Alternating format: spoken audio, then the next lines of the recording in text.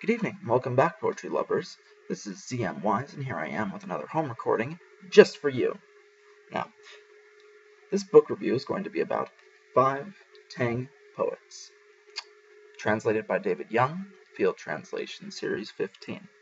The 5 Tang poets who are in here are Wang Wei, Li Po, Tu Fu, Li Ho, and Li Shangyan. And you've probably heard of Tu Fu and Li Po. They're probably the most popular Tang poets in here. And they are from the Tang Dynasty, which is 8th and 9th centuries AD. And what I'm going to be doing is I'm going to be going over each and every poet, as well as reading one piece from selection in here. It's really great because not only do you have a selection of poems, but it includes a mini biography of the 5 poets and sort of a comparison between the 5. It's really interesting learning about their lives. Wang Wei's biography isn't that long, but something that really stuck out to me in here.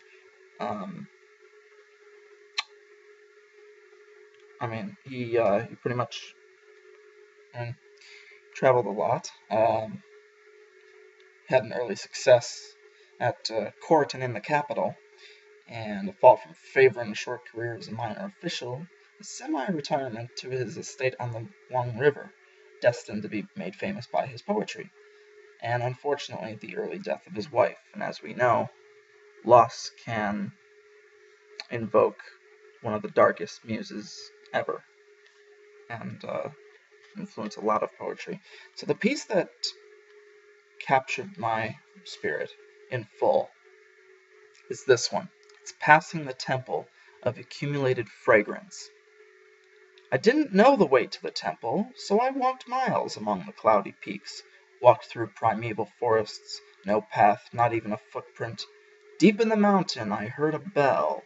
Where did it come from? Then a little stream, gurgling among gigantic rocks. Even the color of sunlight looks cool coming through blue-green pines. At dusk, I knelt next to a small deserted lake, meditating to chase away the poison dragon of emotion. Now, Li Po was pretty much the drunkard in this book. A lot of his influences come from his intoxication, his wine sessions, you name it.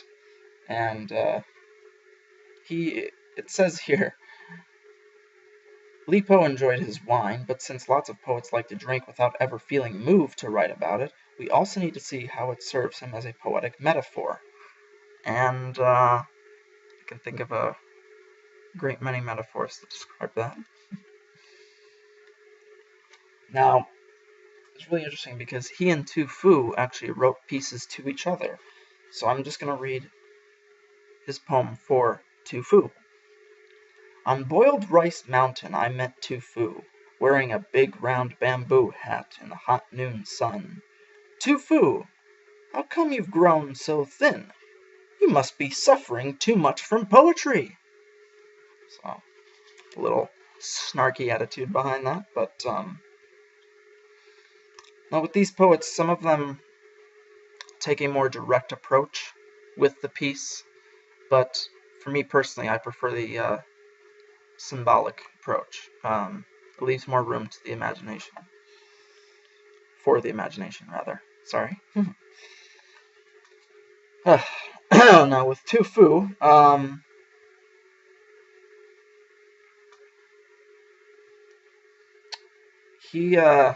guess he is what I would call the emo poet of this book.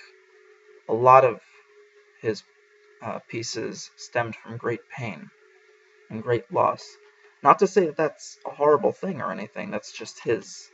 It's just his influence.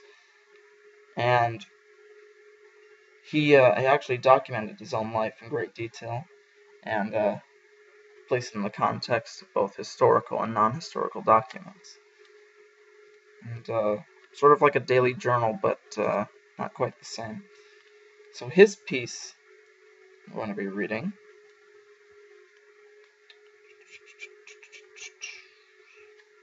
I'll read his piece for Li Po. Nice little reply. The cloud floats off the way the sun went. The traveler doesn't come back. 3 nights in a row I dreamed of you, old friend. So real I could have touched you. You left in a hurry, I'll bet. You're having a bad journey. Storms come up fast on those rivers and lakes. Don't fall out of your boat. Leaving, framed in the doorway, you scratched your snowy head. I knew you didn't want to go. Bureaucrats fatten in the capital, while a poet goes cold and hungry. Hmm? If there is justice in heaven, what sent you out in banishment? Ages to come will warm themselves at your verses, but it's a cold, silent world you left behind.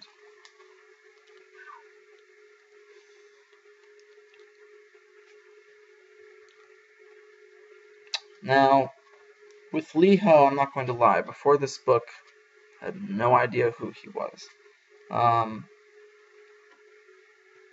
His pieces, they're represented in a number of anthologies, and so at least people are exposed to at least a few of his works. Now,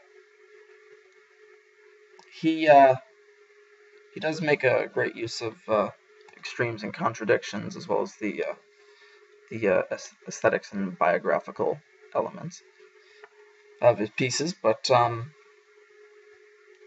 he's more of what I would call a variety man.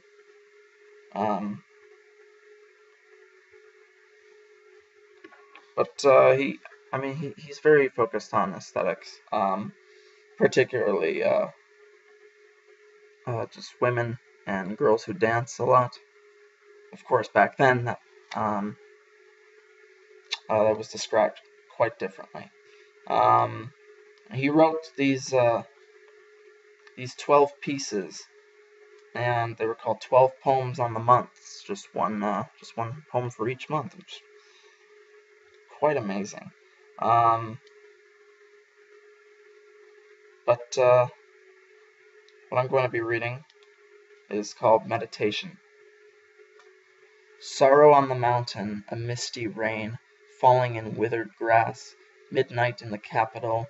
How many men are growing old in this wind? Evening, I get lost on small trails that twist through gnarled black oaks.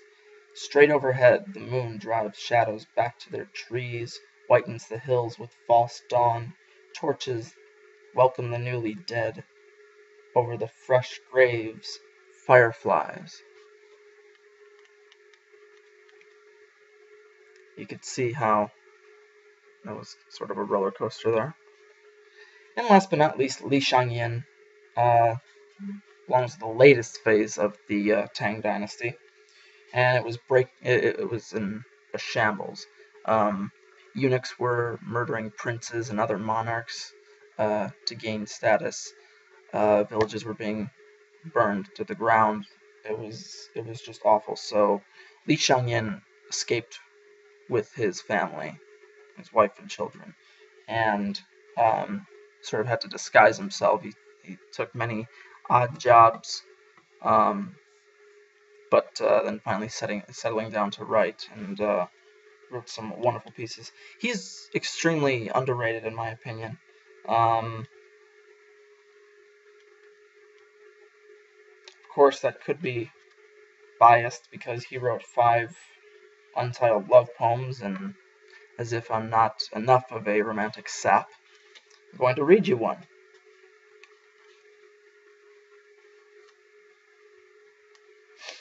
Let me see. Okay. This one resonated with me the most.